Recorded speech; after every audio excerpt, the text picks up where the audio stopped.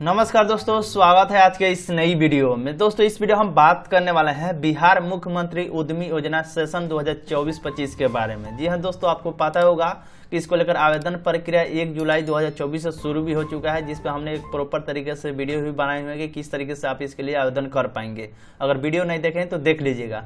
इस वीडियो हम बात करने वाले हैं कि किस तरीके से इसमें चयन प्रक्रिया होने वाला है, प्रथम किस्त की राशि किस तरीके से मिलता है, और भी बहुत सारा जानकारी हम देंगे इसके ऑफिशियल जो नोटिफिकेशन जारी किया गया इसके बिहेव पे। तो वीडियो में आप एंड तक बने रहेगा। अगर आपने भी आवेदन करने के लिए सोचा है या आवेदन कर चुके हैं तो आपके लिए बहुत ही महत्वपूर्ण वीडियो हो सकता है। वीडियो को आप एंड तक जरूर देखिएगा।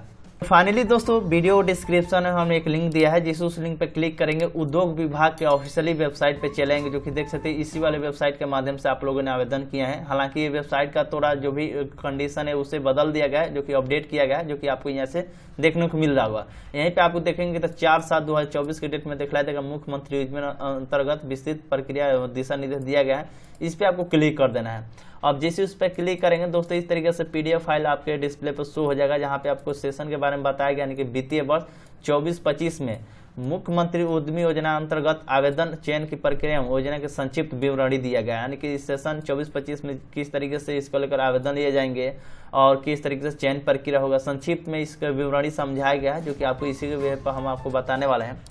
यहाँ बताया गया उद्देश्य क्या रहता है इस योजना को शुरू करने के लिए, उद्देश्य के बारे में भी जानकारी दिया गया। बोला गया एक राज्य के बेरोजगारी युवा युवतियों को मुख्य धारा में सम्मिलित करने एवं स्वयं रोजगार प्रदान करने एवं उनके आर्थिक उत्थान के लिए मुख्यमंत्री अनुसूचित जाति अनुसूचित जनजाति उद्यमी योजना, मुख्यमंत्री अति पिछड़ा वर्ग उद्यमी योजना, मुख्यमंत्री महिला उद्यमी योजना और मुख्यमंत्री युवा उद्यमी योजना और मुख्यमंत्री अल्पसंख्यक उद्यमी योजना लागू की गई है। दोस्तों इस योजना का लागू करने का उद्देश्य यही है कि जो भी बेरोजगार युवा है युवतियां हैं, यानी कि लड़के लड़कियां हैं जो कि इंटर पास कर चुके हैं, अभी तक कोई रोजगार उनको नहीं मिला है, तो इस योजना के अंतर्गत वो आवेदन करेंगे। अगर उनका चयन हो जाता है तो अच्छा खासा उनको सब्सिडी भी दिया जाता है, यानी कि 50% का सब्सिडी दिया जाता है, ताकि वो कुछ नया बिजनेस शुरू करने।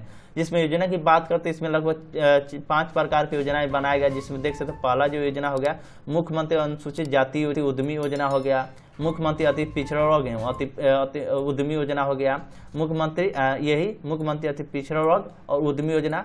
और बात करें तो मुख्यमंत्री महिला उद्यमी योजना हो गया, मुख्यमंत्री युवा उद्यमी योजना और मुख्यमंत्री अल्पसंख्यक उद्यमी योजना, जिसमें अल्पसंख्यक समुदाय से जो भी कैंडिडेट आते हैं तो इस अंतर्गत आवेदन करते हैं, और SC ST कैंडिडेट जो भी आते हैं तो मुख्यमंत्री अनुसूचित जाति अनुसूचित जनजाति उद्यमी योजना के अंतर्गत आवेदन करेंगे। यानी कि लगभग बात करते किसी भी कैटेगरी से हैं तो आप इसमें आवेदन कर सकते हैं। इसके लिए अलग अलग प्रकार से योजनाएं बनाई गई है।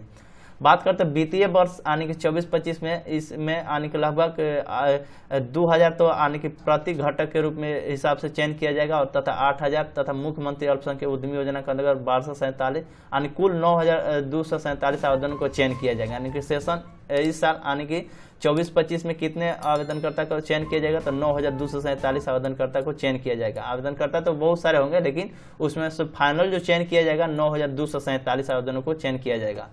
जिसमें आप लोग आवेदन करते समय देखेंगे तो कैटेगरी वाइज इसमें ऑप्शन दिया गया है कि कौन से कैटेगरी के अंतर्गत आप आवेदन करेंगे। यानी कि जो भी आप काम आता है, जैसे कि मोटरसाइकिल का दुकान खोलना या साइबर कैफे खोलना या तेल बनाने वाला मशीन वगैरह खोलना, अलग अलग प्रकार के लिए काम आता है, तो उसमें कैटेगरी वाइज बात दिया गया। A, B, C कैटेगरी में आप लोग आवेदन किए होंगे तो आपको पता चला होगा।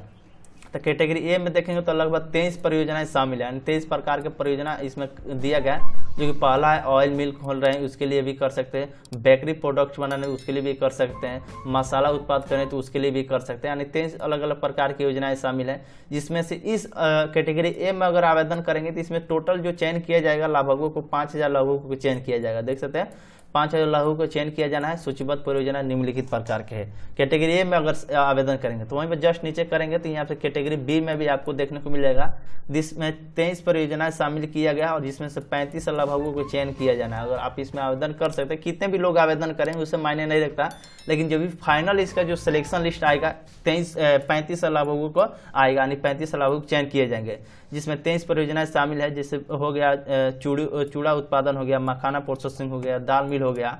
तो इस तरीके से ऑप्शन आएगा। जस्ट नीचे करेंगे तो आपको यहाँ से देखने को मिल जाएगा कैटेगरी सी में 747 लाभुकों को चयन करें, जिसमें 12 परियोजनाएं शामिल किया गया। तो ये कुछ बेसिक जानकारी हो गया। अब बात कर लेते हैं दोस्तों इसको लेकर आहारता क्या रखा गया, यानी कौन कौन सा कंडीशन रखा गया इसमें जब है आप आवेदन करने जाएंगे। तो वहीं पे बात करते हैं मुख्यमंत्री उद्यमी योजना के अंतर्गत आवेदन हेतु अर्हता निम्न प्रकार है। पहला जो अर्हता है, आवेदक बिहार का स्थायी निवासी होना चाहिए, यानी कि बिहार के किसी भी जिले से है, किसी भी पंचायत से, किसी भी गांव से है, यानी कि आपका जो भी निवास प्रमाण पत्र हो या अस्थायी जिसे बोलते हैं, आपको आवेदन करते समय आपको निवास प्रमाण पत्र देना पड़ता है, या तो डॉक्यूमेंट वेरिफिकेशन होगा तो उसमें भी आपको देना पड़ेगा। यानी कि बिहार के ही लोग इसमें आवेदन कर पाएंगे, दूसरे राज्य के लोग आवेदन नहीं कर पाएंगे। दूसरे में बताइए, कम से कम आपको 10+2 यानी कि इंटरमीडिएट पास होना चाहिए। अगर इंटरमीडिएट पास कर चुके हैं तो भी आप इसमें आवेदन कर सकते हैं, या 10 के बाद सीधे ITI कोर्स वगैरह किए हैं तो भी आप इसमें आवेदन कर सकते हैं, या पॉलिटेक्निक किए हैं, या डिप्लोमा या और भी कोर्स किए हैं तो आप इसमें आवेदन कर सकते हैं। यानी कि कम से कम आपको इंटरमीडिएट पास है तो आप इसमें आवेदन कर सकते हैं। इंटरमीडिएट के अलावा अदर कोर्स भी किए हैं तो भी आवेदन कर सकते हैं।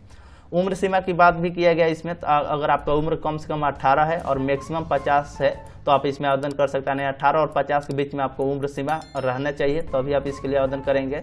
और उस बाद यहाँ पे चौथे नंबर बताया गया, इकाई प्रोप्राइटरशिप फॉर्म या पार्टनरशिप फॉर्म या LLP या तो PVT LTD कंपनी हो तो आप इसमें चयन प्रक्रिया के बाद भी ये सारा प्रोसेस रहने वाला है। अगर आप मान लीजिए अगर आप खुद अकेले ही खोलना चाहते हो तो ये प्रोप्राइटरशिप व्यवसाय उद्यमी द्वारा अपने निजी पैन कार्ड पे आपको बनाया होना चाहिए तो आप इसमें आवेदन कर सकते हैं। ये कुछ जानकारी हो गया।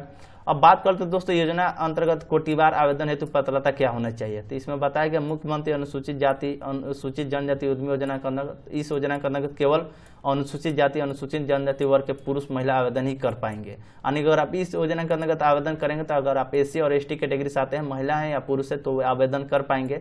दूसरे ने बताया गया कि मुख्यमंत्री अति पिछड़ा वर्ग उद्यमी योजना के अंतर्गत आवेदन करेंगे तो इसमें कौन कौन से लोग आवेदन करेंगे।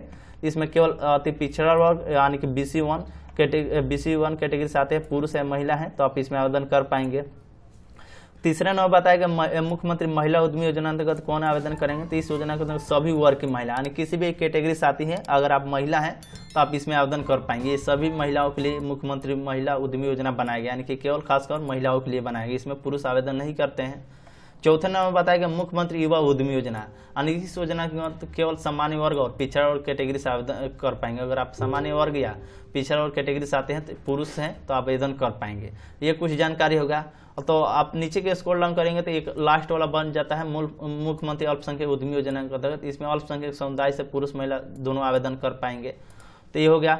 अब डॉक्यूमेंट आपको क्या क्या देना पड़ेगा, तो डॉक्यूमेंट वही जानकारी दिया गया है जिसमें हम आपको पहले भी वीडियो बनाकर जानकारी दे दिए हैं, जो कि आप यहाँ से देख सकते हैं। आपको मैट्रिक उत्तीर्णता का प्रमाण पत्र देना होगा जिसमें जन्म तिथि अंकित रहेगा। मैट्रिक के जो भी मार्कशीट पे आपका जन्म तिथि होगा उसी के आधार पर आपका जो भी चयन प्रक्रिया है किया जाता है। डेट ऑफ बर्थ की जो भी प्रोसेस प्रक्रिया है वो आपको किया जाता है। इंटरमीडिएट या समक्ष उत्तीर्ण जो भी उसका प्रमाण पत्र आपको देना पड़ेगा। जाति प्रमाण पत्र, निवास प्रमाण पत्र, अगर आप विकलांग है तो वो आपको देना पड़ेगा। और आवेदक का लाइव फोटोग्राफ होता है, यानी कि जब भी आवेदन करेंगे तो उसमें लाइव आपको फोटो खिंचवाना पड़ता है और आपको सिग्नेचर भी अपलोड करना पड़ता है। ये हो गया।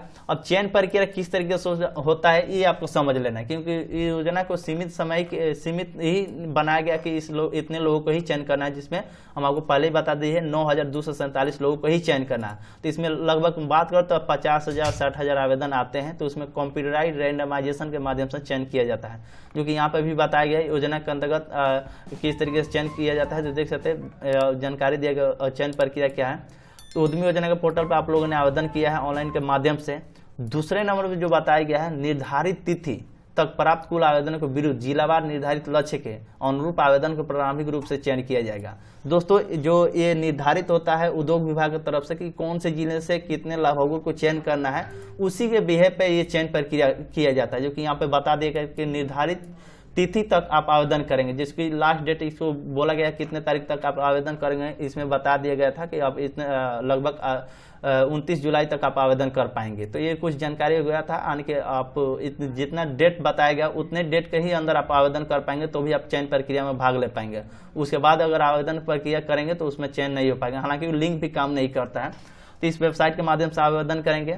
निर्धारित तिथियों प्राप्त कुल आवेदनों के विरुद्ध जिलावार निर्धारित लक्ष्य के अनुरूप आवेदन प्रारंभिक प्रक्रिया चयन किया जाता है। जिलावार जो भी होता है एक लिस्ट तैयार किया जाता है कि कितने जिलों से कितने लाभों को चयन करना है, उसके अनुरूप किया जाता है। और तीसरे नंबर बताया गया प्रारंभिक रूप से आवेदकों का चयन कंप्यूटराइज रैंडमाइजेशन के पद्धति से किया जाता है, यानी कंप्यूटराइज रैंडमाइजेशन से किया जाता है। अब जिनका भाग अच्छा रहता है तो उनका नाम भी आ जाता है। इसमें बहुत से ऐसे लोग रहते हैं जो कि अपना भाग आजमाने के लिए भी आवेदन करते हैं और अच्छा खासा अपना डॉक्यूमेंट भी अपलोड नहीं करते हैं, तो उनको बाद में जाकर रिजेक्ट कर दिया जाता है। तो जो भी अच्छा से जो आवेदन किए होते हैं उनको बाद में मौका दिया जाता है। तो ये कंप्यूटराइज रैंडमाइजेशन के माध्यम से चयन प्रक्रिया होता है। चौथा नंबर बताया गया प्रारंभिक रूप से चयनित आवेदनों की मुख्यालय स्तर पर स्क्रूटनी की जाती है, यानी कि जो भी है स्क्रूटनी दोबारा किया जाता है, यानी कि वेरिफिकेशन प्रक्रिया किया जाता है। मान लीजिए कि कोई लोग आवेदन करते हैं कि देखते हैं कि हमारे चयन होता है कि नहीं होता है, तो जब स्क्रूटनी होता है उसमें भी वेरिफिकेशन जब होता है, आपके आवेदन जब देखा जाता है, जांच पड़ताल किया जाता है, तो उसमें बहुत से लोग होते हैं कि डाटा गलत अपलोड करते हैं, तो उसमें भी रिजेक्ट कर दिया जाता है। ये हो गया मुख्यालय स्तर पर भी स्क्रूटनी किया जाता है, तो उस स्तर पर जो भी सही तरीके से किए होंगे उनको चयन किया जाएगा। और लास्ट में बताया गया स्क्रूटनी के उपरांत वंचित कागजात के आधार पर योग्य पाए गए आवेदकों का अंतिम रूप से चयन किया जाता है, यानी कि लास्ट में जो भी स्क्रूटनी के बाद जो डॉक्यूमेंट वेरिफिकेशन प्रक्रिया होता है उसमें अगर सही पाया जाता है तो उसमें फाइनल लिस्ट एक जारी होता है, उसमें जिनका भी नाम आ जाता है तो उनको आने की समझ लीजिए कि इस योजना का लाभ मिलेगा, बाकी सब को नहीं मिलता है। नोट में भी जानकारी दिया गया आवेदक उसी जिले में अपना परियोजना का स्थापित करेंगे जिस जिले का अस्थायी निवासी है, अन्यथा उनके आवेदन को रद्द कर दिया जाता है। ये चयन हो जाने के बाद फिर से एक प्रोसेस आता है, यानी कि ये भी कि जांच होता है कि मान लीजिए बहुत से ऐसे कैंडिडेट क्या होता है कि आवेदन तो किसी और जिले से करते हैं, लेकिन उनका मन रहता है कि किसी दूसरे जिले में जाकर हम अपना बिजनेस करें ताकि उनका बिजनेस और भी आगे बढ़े। तो इसमें भी एक कंडीशन लगा दिया गया है कि अगर आप जिस जिले से आवेदन किए हैं उसी जिले में इस परियोजना को लगाना चाहेंगे, यानी कि उस काम को शुरू करेंगे तो भी आप इसमें आवेदन कर पाएंगे और सफल पाएंगे। अगर नहीं करते हैं, मान लें दूसरे जिले में अपना बिजनेस शुरू करेंगे, तो उस समय आपका आवेदन रद्द कर दिया जाएगा। तो ये भी कंडीशन रहता है। ये दूसरे में बताया कि आवेदक आवेदन करते समय परियोजना का चयन सावधानी पूर्वक करें। एक बार परियोजना चयन करने के उपरांत इसमें कोई परिवर्तन नहीं होता है। मान लीजिए कि आप आवेदन किए हैं, जो भी क्या मसाला बनाने वाला का आवेदन किए हैं, अब सोच रहे हैं कि नहीं हमको दूसरा खोलना है, साइबर कैफे खोलना है, तो उसमें आपको उपरांत उसमें आपको चयन करने की प्रक्रिया नहीं दिया, यानी कि बदलने का प्रक्रिया नहीं दिया जाता है। अगर आप चाहते हैं कि नहीं हमको नहीं करना, तो उस परिस्थिति में भी आपको आवेदन रिजेक्ट कर दिया जाता है। तो ये भी कुछ नोट में जानकारी दिया गया। अब योजना अंतर्गत लाभ और वित्तीय सहायता क्या दिया गया है। तो योजना अंतर्गत आपको बता दें कि मुख्यमंत्री उद्यमी योजना अंतर्गत चयनित आवेदकों का उनके द्वारा चयन किए गए परियोजना की स्थापना और संचालन हेतु अधिकतम यानी कि 10 लाख तक का वित्तीय सहायता उपलब्ध कराया जाता है। यानी कि कोई सा भी काम आप करिए, इसमें आपको मैक्सिमम 10 ही लाख रुपया दिया जाएगा, जिसमें से आपको 50% सब्सिडी और 50% आपको चुकाना पड़ता है, यानी 50% आपको माफ हो जाता है, जिसमें कुल परियोजना का 50% देख सकते हैं अधिकतम 5 लाख रुपया तक का अनुदान मिलता है। तो ये कोई जानकारी हो गया। और 50% की जो राशि है यानी कि ब्याज मुक्त ऋण होता है, जिसमें केवल युवा उद्यमी योजना अंतर्गत जो भी लोग आवेदन करते हैं उनको 1% का ब्याज आपको देना पड़ता है। बाकी आवेदकों को परियोजना की राशि स्वीकृति विभाग द्वारा तैयार मंडल यानी DPR के अनुरूप किया जाता है। तो ये कोई जानकारी हो गया। अब बात कर लेते दोस्तों, योजना अंतर्गत लाभुकों को परियोजना राशि की स्वीकृति विमुक्ति निम्न प्रक्रिया की जाती है, यानी किस तरीके से आपको मतलब चयन हो जाने के बाद मान लीजिए फाइनल लिस्ट में आपका नाम हो जाता है, तो पैसा कब मिलता है, कब ट्रेनिंग होता है, इसमें अब जानकारी दिया गया। जो कि देख सकते हैं पहला कंडीशन में बताया गया अंतिम रूप से यानी फाइनल लिस्ट में जिन भी कैंडिडेट का नाम आ जाता है तो प्रथम चरण में यानी कि 6 दिन के लिए उनका प्रशिक्षण किया जाता है, जिस भी फील्ड में वो मतलब आवेदन किए होंगे, जैसे कि साइबर कैफे खोलने में या अदर जो भी काम इसमें आता है उसके लिए आवेदन करते तो उसमें 6 दिन तक आपका ट्रेनिंग आपको करना पड़ेगा। 6 दिन तक ट्रेनिंग आपको कराया जाता है। उसके बाद दूसरे नंबर देखेंगे तो बताया अभ्यर्थी को प्रथम चरण के प्रशिक्षण में भाग लेने हेतु कुल यानी कि 2 मौका दिया जाता है। मान लीजिए कि बहुत से ऐसे कैंडिडेट क्या होते हैं उनके पास समय थोड़ा कम रहता है, तो 2 मौका इसमें दिया जाता है कि आप इस दिन तक ट्रेनिंग हो रहा है इसमें आ जाएगा। अगर उसमें नहीं आता है तो दूसरा बार भी जो ट्रेनिंग होता है तो उसमें भी नहीं आता है तो आपका आवेदन निरस्त कर दिया जाता है। तो 2 मौका दिया जाता है। प्रशिक्षण के लिए निर्धारित तिथि और स्थान की सूचना आवेदन के दिए गए ईमेल आईडी पर या मोबाइल नंबर पर प्रशिक्षण संस्थान द्वारा प्रदान की जाएगी। यानी जो भी आपका कहाँ पे ट्रेनिंग होने वाला है, कब से कब तक ट्रेनिंग होने वाला है, इसकी जानकारी आपको फोन नहीं आएगा बल्कि आपके ईमेल पे भेजा जाएगा, और नहीं तो मोबाइल नंबर जो भी आप दिए होंगे उसमें मैसेज के माध्यम से आ जाएगा। तो वहाँ पे आपको जाना है और ट्रेनिंग कर लेना है। अगर अनुपस्थित रहते हैं तो अभ्यर्थियों का रद्द कर दिया जाएगा, यानी कि फिर से आपको यहाँ पे रद्द करने का चांसेस बन जाता है। तो जो भी अगर आपको फाइनल लिस्ट में नाम आ जाता है तो उस परिस्थिति में अपना ट्रेनिंग कर लीजिएगा, तभी आपका जो भी पैसा है आपको मिलेगा। तीसरे चरण में बताया गया प्रथम चरण के परीक्षा और उपरांत आवेदकों की इकाई के नाम से चालू यानी खाता यानी करेंट अकाउंट के प्रथम किस्त की राशि भुगतान की जाती है। यानी कि ट्रेनिंग कर लेने के बाद जो भी आपकी प्रथम किस्त की जो राशि होता है प्रथम किस्त की राशि 1.5 लाख या जो भी आप आवेदन किए होंगे जिस काम के लिए, उसी के बिहेव पर मिलता है। आपका रोजगार का मतलब होता है वहाँ पे बिजली बिल पास कराना और उसके बाद पेंट वगैरह कराना, जो भी प्रक्रिया उसमें कम से कम 1.5 लाख रुपया तक आपका प्रथम किस्त की राशि दी जाती है, जो कि RTGS के माध्यम से नहीं तो NEFT के माध्यम से किया जाता है। तो आपको प्रथम किस्त की राशि ट्रेनिंग के बाद ही मिलता है। और चौथे नंबर में यहाँ पे देखेंगे तो बताएगा प्रथम किस्त की राशि के परियोजना स्थल से तैयारी कुल अधिकतम आने की 1.5 लाख तक का बिजली कनेक्शन जैसे सेफ्टी किट के क्रय पर आने की 25,000 अन्य मदों से 25,000 रुपये का व्यय किया जाता है। देखते हैं, आपको पहले ही हमको बता दें कि पहला जो किस्त मिलता है 1.5 लाख रुपये तक मिलता है, जो कि आपको बिजली कनेक्शन हो गया, सेफ्टी किट खरीदने के लिए और भी बहुत सारे जो काम होता है यानी कि जहाँ पे जो काम शुरू करें उसके लिए आपको मिलता है। यहाँ पे देखें तो बताया गया, नेक्स्ट जो टॉपिक बताया गया, लाभार्थी द्वारा परियोजना स्तर पर किराए पर लेने की स्थिति में 6 माह का मासिक किराया अथवा अधिकतम 50,000 रुपये जो न्यूनतम हो अग्रिम के रूप में व्यय किया जाता है। मान लीजिए अगर आप किराए पर मकान लिए हैं, कोई भी मतलब दुकान वगैरह लिए हैं, उसमें बिजनेस करना चाहते हैं तो उसमें आपको 50,000 रुपया दिया जाता है प्रथम किस्त की राशि में, जो कि 6 माह का मासिक किराया अथवा दिया जाता है। 6 महीने के लिए जो भी किराया होता है वो भी आपको दिया जाता है। और बताएगा लास्ट में देखेंगे बताएगा लाभार्थी द्वारा अपने कीट निबंधन माता पिता दादा दादी के परियोजना स्थल को किराए पर लेने की स्थिति में अग्रिमी 6 माह का मासिक किराया अथवा 50,000 रुपये का भुगतान मान्य नहीं होगा। तो ये भी कुछ कंडीशन रहता है। तो यहाँ पे भी देख सकते हैं बहुत सारे कंडीशन बताया गया है, तो इस परिस्थिति में आपको इसका लाभ मिलता है।